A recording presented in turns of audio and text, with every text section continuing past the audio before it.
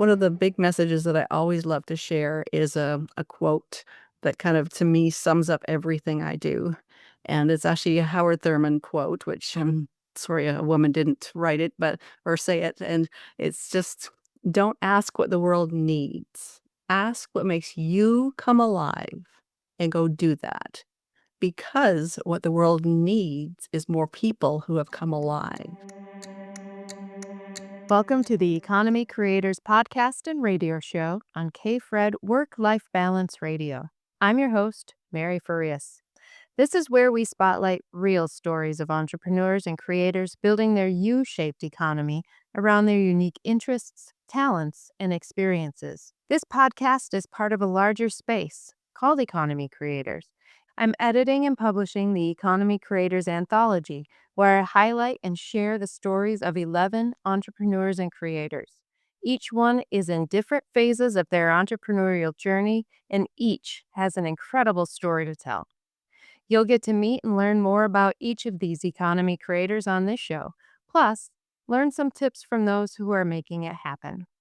If you would like to be on the show, want to learn more about the anthology or any of the co-authors, or simply have a question about being an economy creator, just reach out to me.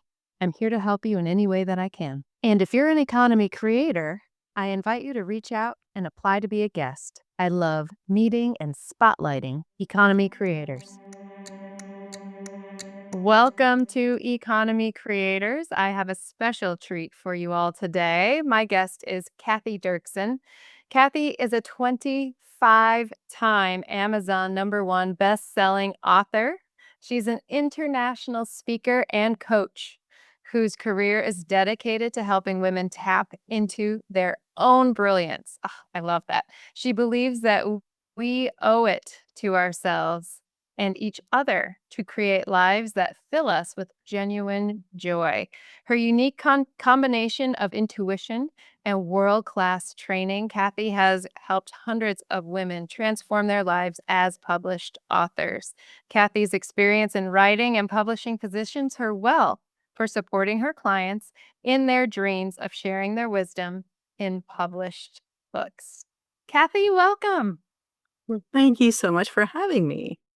Oh, the pleasure is all mine. I am so thrilled to have you here. You and I just met a couple weeks ago, and when we did, I thought this is a woman that I need to get to know. I am so excited. So, Cathy, why don't you just tell us a little bit about your background so we can set the foundation of you.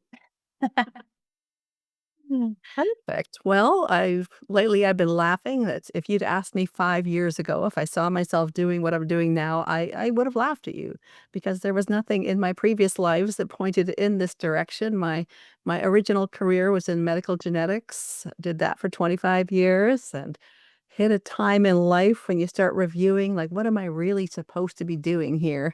And I recognized that I really wanted to do something that created a true impact in the lives of women, but I had no idea what that was.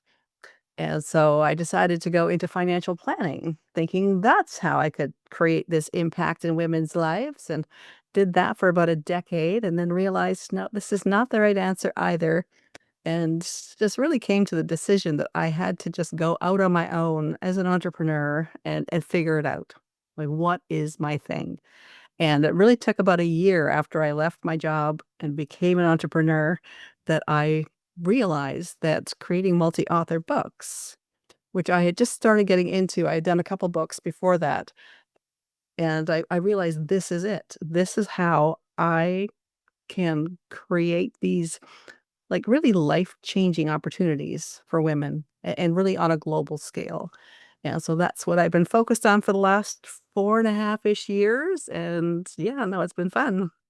Oh, well, and it's been so successful. You have been so integral in helping all these women get out there into the world, and that is so special. And how many of these co-authors do you have? Mm.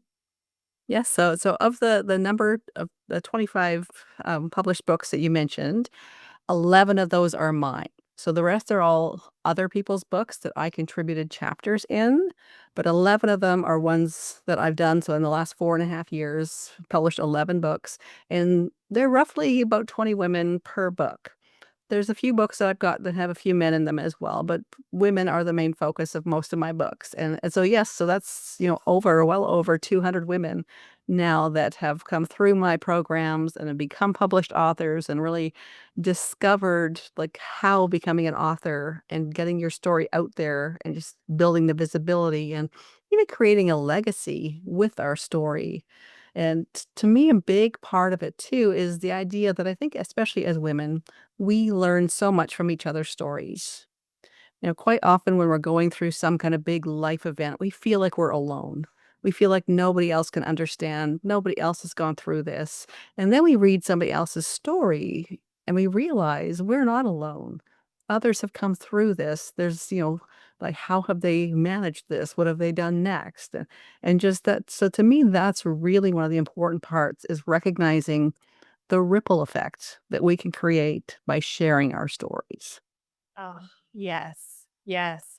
Now, I want to go back to your bio just a little bit because you mentioned when you were speaking, you said previous lives, plural, right? And I find that these conversations with economy creators, that is so true. I myself have had many previous lives, and you wouldn't necessarily think that your background would lend to publishing and writing and all of this. And so it's really exciting for me to ask you, when did that pull to give more and provide more to these women that you didn't yet know? When did that develop in you through your previous lives?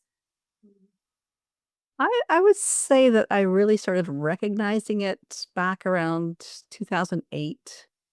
Before that, I'd kind of been going through life like we've always been told, you finish high school, you go to university, you get a career, you get married, you have kids, you get a dog, you buy a house, all those things. And so I had been going along doing those things. And in 2008, our family was involved in a fatal car accident. We were T-boned by a guy on a motorbike, and luckily my family is physically okay.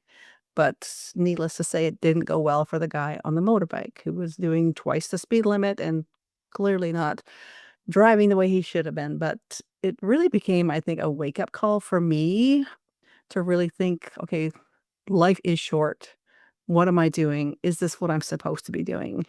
And part of that too really got me reflecting and you know, I'd been aware of things that I should have changed years before, but had been tolerating and thinking, "Okay, I can get through a few years," but this whole thing really got me to recognize that I was living in a very toxic, abusive marriage. I was in a workplace that had a very negative just everything, the way we were treated, the doctor I worked under at the time, she really was one of those women that led as the queen and thought everybody else, you shouldn't ask questions, you shouldn't wanna know more, just sit down, shut up, and do what the work in front of your face. And it was just a very negative work environment, and I recognized that I had to get away from the marriage, I had to get out of that work environment if I was gonna really look after my own physical and mental health.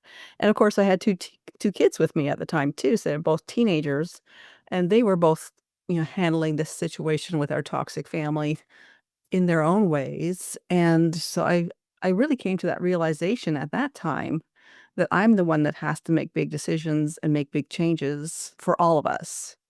And so I think that was the beginning of kind of that rethinking of what am I supposed to be doing and what are my gifts that I'm supposed to be sharing. Yeah.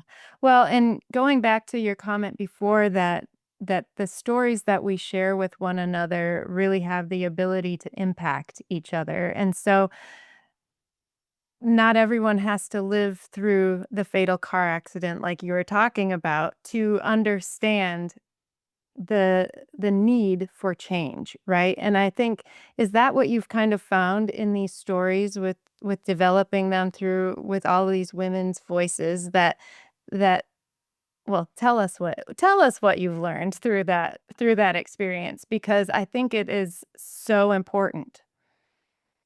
Yes. Oh, definitely, definitely, and I know, like, quite often when I'll talk to women about the opportunity to be in these books, and I'll often get the women saying, "Oh, my story's not important enough. It's not big enough that, I've just been doing normal things." And then when we really get digging into it and having this conversation about, what has your journey been? Where have you been impacting other people and kind of the world around you? And there has not been a single woman yet who I've had that conversation with who has not quickly realized that she has events in her life and experiences she's been through that other people could get a lot of value from hearing her story and just bonding in that moment of what she's come through. And so I think that's a huge part of it. But one of the things I really love about this opportunity to become a published author, they often say that, I've heard that about 92% of people have it on their bucket list to become a published author, but only about 5% of people ever do. And so for most of us, I'd say if it was one of your dreams that you put it so far on the back burner that it's like, well, that would be cool, but that'll never happen. And then when it does happen and you've got your book in your hand, there is often this shift in that feeling of what's possible. When you realize that something that you thought would never be part of your life suddenly is a part of your life.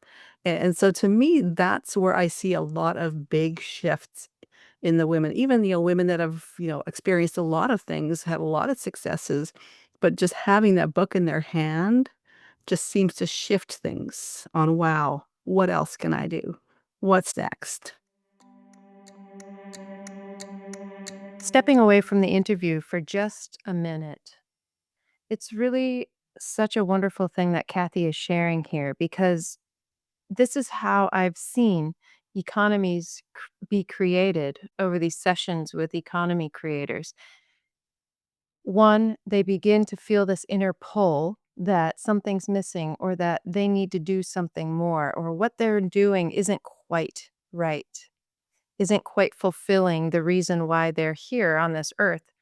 And then they begin to explore. They begin to ask questions as to how they can fully step into the role that they're meant to play here in this world.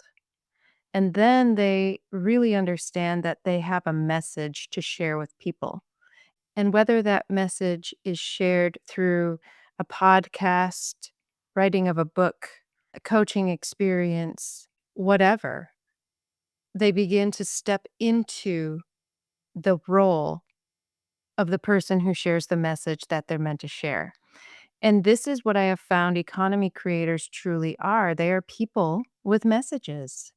They truly are. And what happens is that when we fully step into the role that we're meant to play when we're here on this earth, we begin to live the life that we're truly meant to live.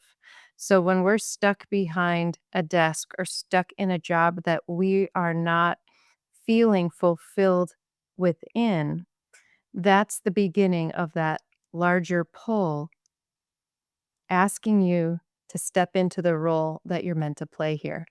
And so that is the thread that I'm noticing through my interactions with economy creators, is that every one of them has a message to share with the world.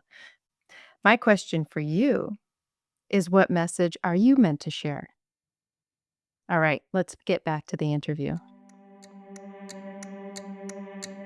Yeah. So what do you see in those shifts? What is the most common thing, and maybe it's what you had to go through yourself, but what is the most common thing that you see women have to unlearn as they go through this cathartic or this writing process?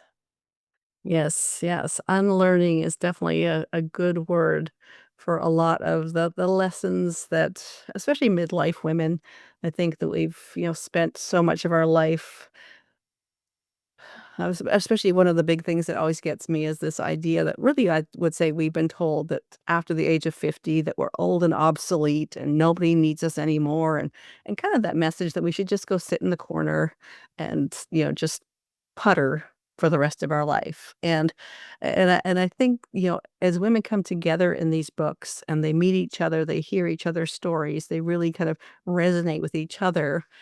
It's really helping to build that movement that is just getting rid of that whole belief and helping women to see that yes, we can do completely new things. We can do things that were nothing that we had ever done before, but is where our passion is and where we feel that our gifts are. And so to me, that's a really important part of this whole process. It's valuable. It really is so valuable for people to feel valued. There's a reason why we get out of bed in the morning. Yes. Yes, and it's not the alarm clock. No, no. Or the dog. Or the dog, you're right. I have a bunny and horses. It's not even them. But so you are a living example for the women that are coming into your world. Don't you feel yourself to be? Yes, yes, and I think that's one of the things that kind of attracts a lot of people to participating in my books when they hear my story and realize that I have completely changed my life twice and that now I am doing what I really feel has been that calling. And it's that even though it was nothing to do with anything I'd ever done before, that it really is what I know is what I'm supposed to be doing. And especially when I start getting the feedback from some of the women that have been in my books, and I've had women now that have been into up to 4 of my books because they've just loved the whole process, they love the community, they love the just even that personal part of putting your story on paper, sending it out in the world, and kind of the visibility that comes from that as well.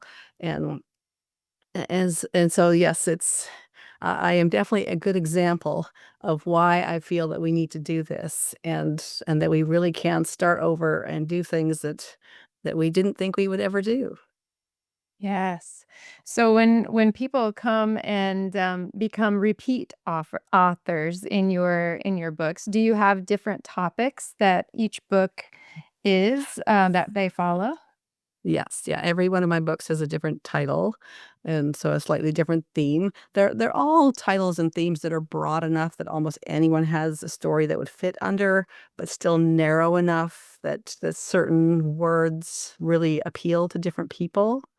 And so for one instance that I'll tell you about, one woman came to me and she was gonna be in my book that's focused on entrepreneurs. That one is called From Inspiration to Success: The Entrepreneurial Journey. And her whole thing was she was gonna share her story of how she left corporate, started her business, and is now helping other companies scale and go through changes. And the chapters are up to 2,500 words. She sent me a draft that was over 4,000 words. And as I read the whole thing, I realized there are some major different parts of this. Part of it was her own personal journey in what inspired her to get out of corporate, to realize she could do her own business. The other part was that part about the business and what she was doing. But then the other part was around her family journey, that her family in Europe had been displaced because of war. They'd had to start all over again.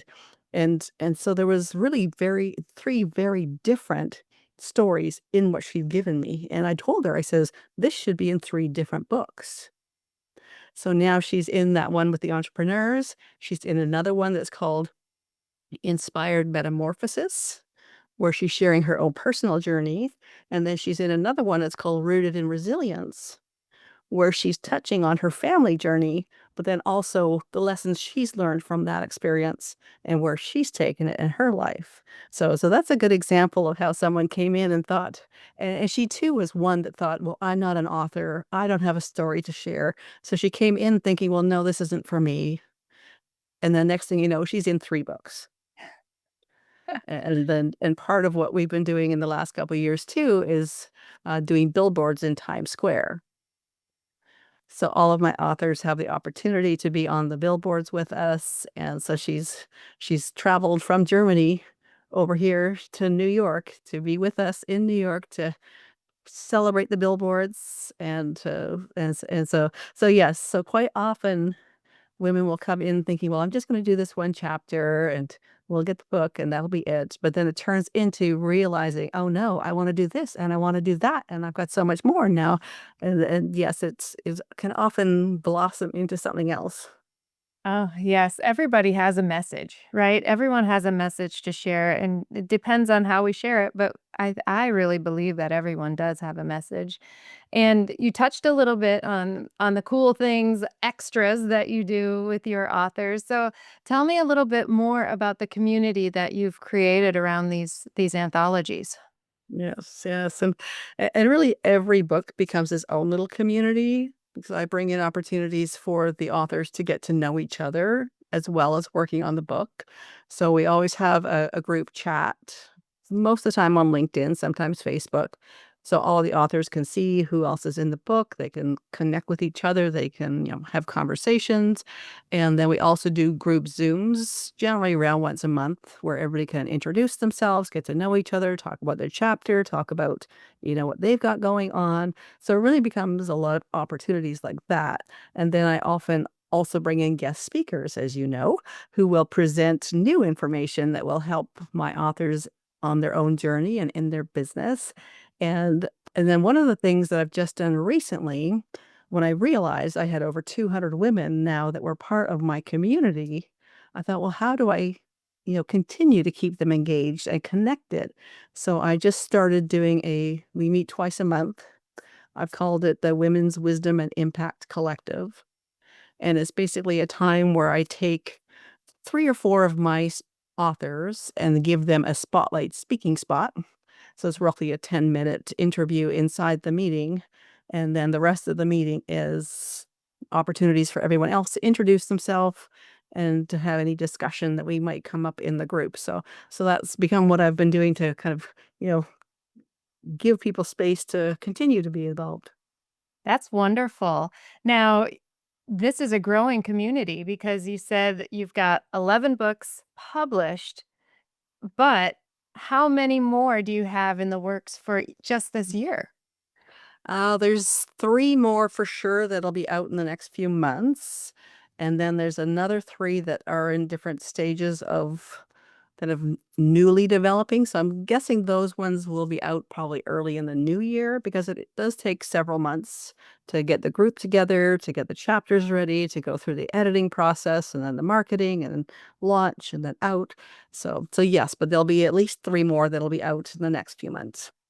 That's so great because you said you have over with those 11 books, you have over 200 authors already. And that's this is 6 more books just in the next 6 or 7 months you're talking about here, and that is remarkable. That is so wonderful to have this growing community around you. That is so great. And I bet they are enjoying getting to know one another in deeper ways. Yes, yes, and that's actually one thing that I've had people comment on, people that have been in other people's books and where it's been more of just a hand in your chapter, here's your book kind of thing, and so I've got that feedback quite often that people have really enjoyed the community and really getting to know the other people in the book with them. Yes, that is wonderful. So let me ask you this about it. Tell me about Times Square and how did that whole thing come into being? Because that was one of the first things that perked my ears when I met you. It was like, oh, Yeah. this was interesting about Kathy. I want to know more. Yeah. Yes, yeah, so most of my books my main publisher is Action Takers Publishing. And so 10 of those books are published through them. And I did one book through another group that was based out in New York. And so the billboards was part of what they do regularly. So that's how I got introduced to the idea. But the book that I did with them, it included the billboard in New York. And I thought, well, I can figure out how to do this. So I found the back door and how to connect with the people that run the billboards. And so now have made it part of opened it up to all of my authors to do that. And yes, of course, as soon as we did that one trip with the billboard with that one book, then I had so many of my other authors going, well, where's our billboard? When do we get to go to New York? So last year we did 2 trips. This year we've done a trip in March and we've got another one coming up in October. So yeah, so it's very exciting. And of course, while we're there, so the billboard runs every hour for a whole 24-hour period. And so we generally go for a 3-day retreat for those that don't live in New York. And so we've got lots of time for connecting, networking, going out and doing fun things. The last few times we've had a place, a beautiful chocolate place, and we do a chocolate and wine pairing event, which is fun. That And sounds then, lovely. yes, yes. And then last time we also did a sunset river cruise out around the Statue of Liberty. So that was also fun. So yeah, so we do some fun New York things, do some connecting and collaborating, and then do some hanging out by the billboard, taking fun pictures. Oh, that is so neat. I love that. I love that. So let me ask you, what is one idea or one story or experience that you just want the audience to know? What is something that you just want to get out there? You mean of from my author collection? One of my favorite stories in my author group, I had a woman that I'd met in one of my other networking groups that I was part of, and she joined in my first book. So my very first book that I did was called Embrace Courage. And I think part of how I chose that title is because I knew I would have to embrace courage to think, okay, I'm going to find 20 people from around the world who want to participate in my first book. And so she like I said, we met on a different thing, and she's like, okay, yeah, sure, I'll join you in that book. And up to that point in her life, she had always wanted to become a published author, but felt that, well, nobody wants to hear my story. People don't understand me. She's very into a lot of energies and crystals and all these different things. And in her neighborhood, in her immediate life, people just didn't understand her and treated like she was just, weird and strange and just and but she got brave and she put her story in my book, and she got so much wonderful response from it and discovered that there's people all over the world that do understand and do get it and do want to hear more. And so was so excited, and she did a book or a chapter in one of my next books. And then she just was building this momentum. Then she went on and did a solo book. Then she did a second solo book. She's right now just finishing her third solo book.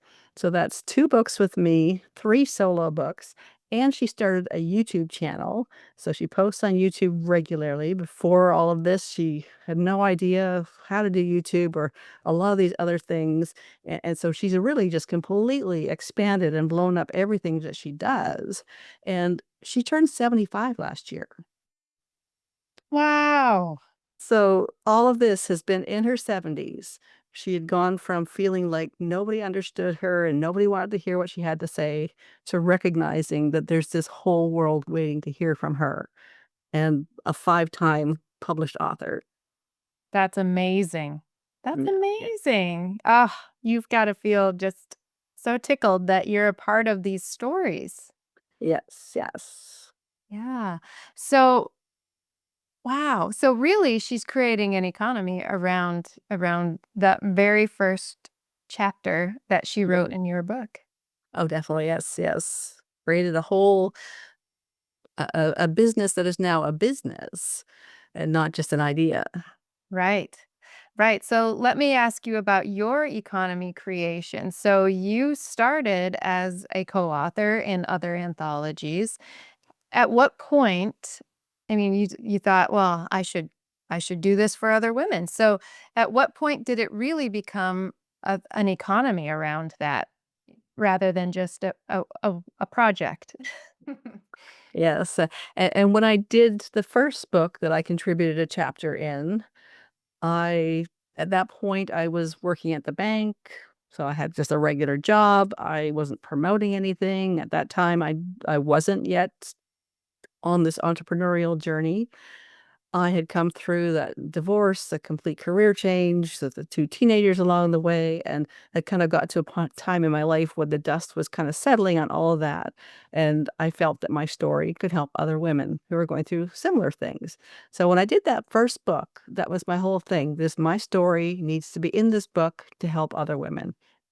And I just fell in love with this whole process of sharing our stories, and like I said, I then started got invited into other people's books, and I think I was actually working on my 5th book with other people when it really hit me, this is what I was supposed to be doing.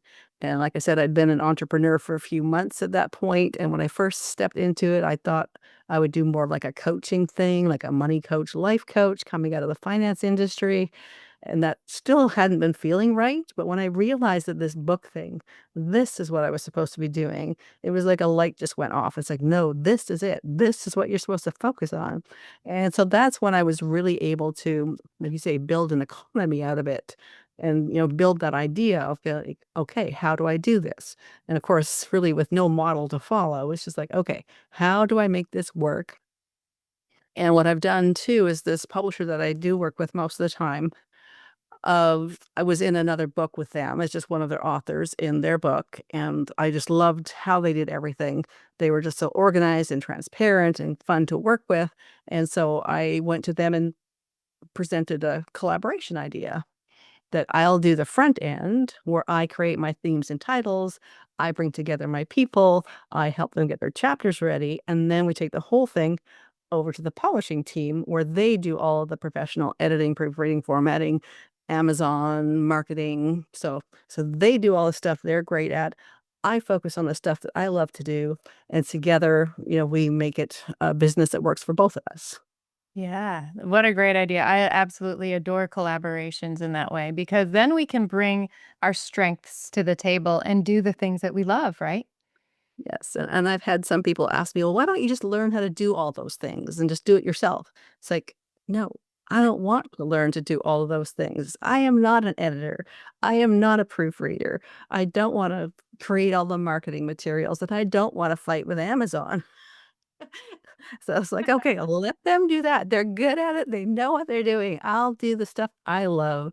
And I think for me too, a big part of it is also I think one of my key gifts that I'm bringing to it is my ability to bring people together and kind of work on a common project and create something new out of nothing. So I think that is actually what my key thing is, and the books are my way of doing it. Yeah. Yeah, you hold the vision. You hold the vision. That's wonderful. So, you mentioned the book Midlife Reimagined. So, tell me about that one. Yes, yes, that one is midlife women have always been the main focus of everything I do.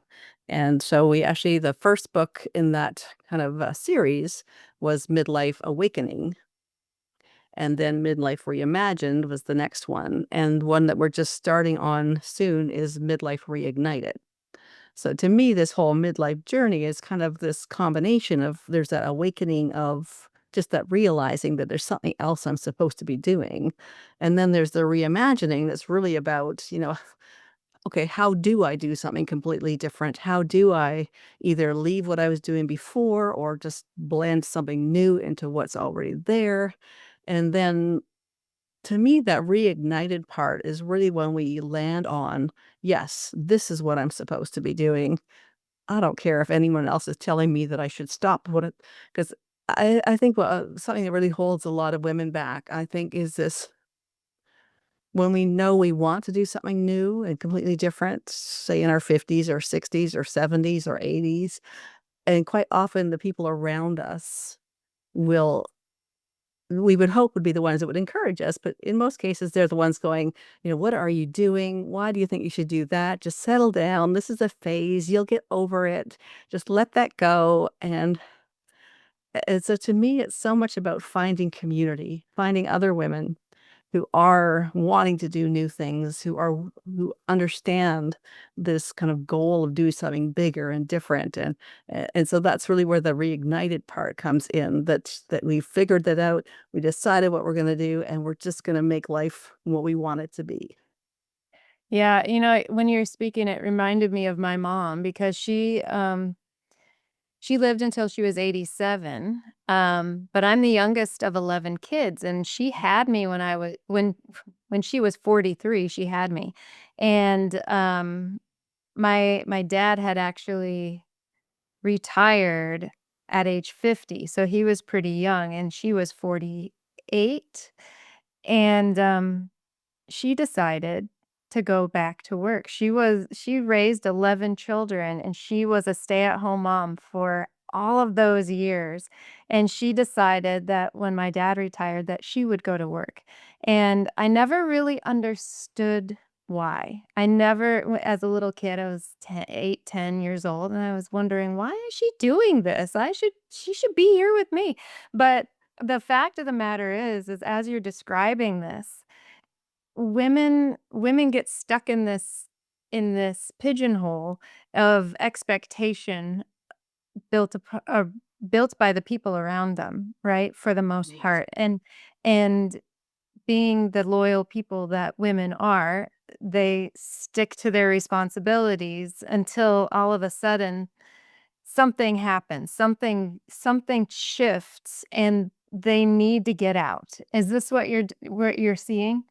Yes, definitely, definitely, and and yeah, I would say that for so many women, that the family thing is a big part of it, where we've kinda given up what we wanted to do so that we could work our life around other people and what they needed from us, and the other side of it is the whole career side that, if you've gone to university, you've got the degrees, you've been moving your way up this ladder, and you feel like, "I'm at this point on the ladder, I can't give that up."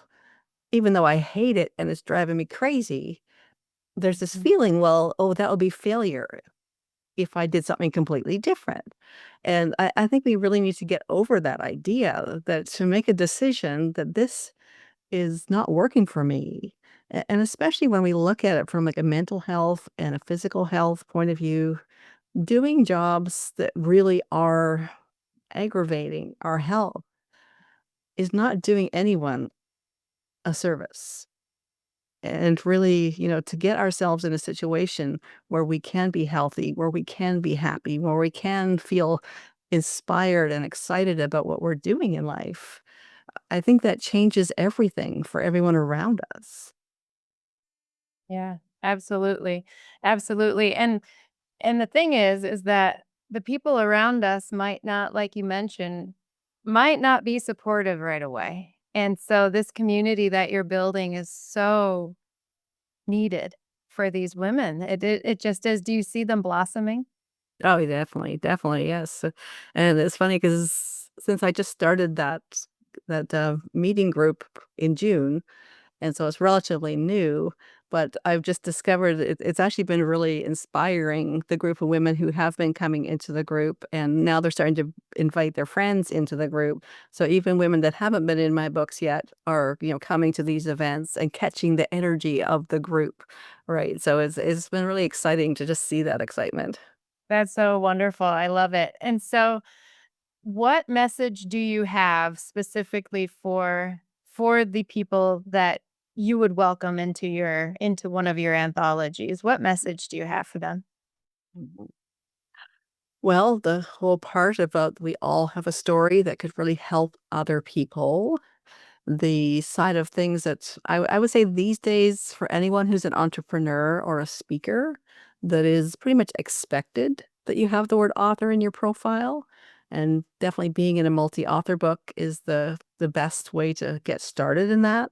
It's a fraction of the time and the energy and the money required to get published in a solo book.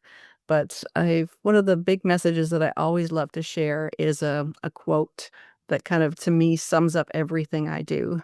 And it's actually a Howard Thurman quote, which sorry, a woman didn't write it, but or say it. And it's just, don't ask what the world needs. Ask what makes you come alive and go do that.